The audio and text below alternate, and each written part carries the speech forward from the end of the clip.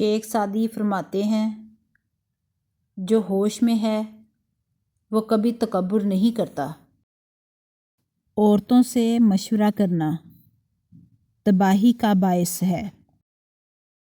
بد مزاج اور بد اخلاق آدمی کے پاس حاجت لے کر مت جاؤ۔ اگر چڑیوں میں اتحاد ہو جائے تو شیر کی کھال اتار سکتی ہیں۔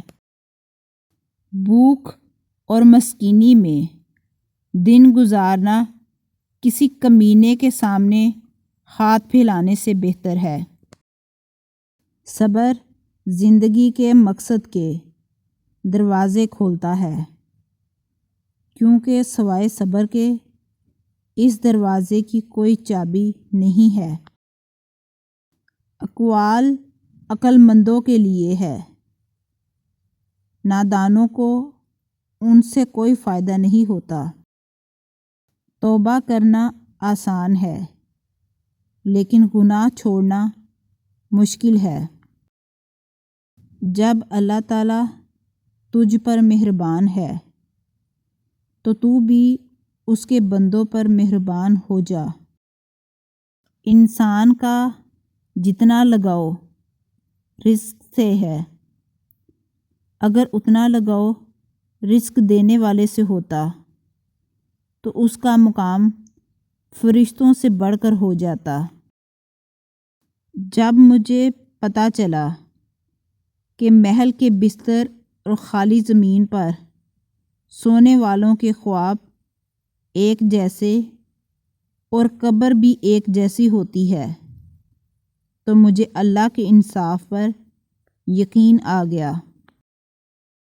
تعریف کرنا اور کروانا بھی ایک قسم کا شرک کی مانند ہے، کیونکہ سب تعریفوں کا مالک اللہ ہے اور سب تعریفیں اس کے لیے ہیں۔ دنیا داری نام ہے اللہ سے غافل ہو جانے کا۔ ضروریات زندگی اور بال بچوں کی پرورش کرنا دنیا داری نہیں۔ کسی کو اتنا پیار دو کہ گنجائش نہ چھوڑو۔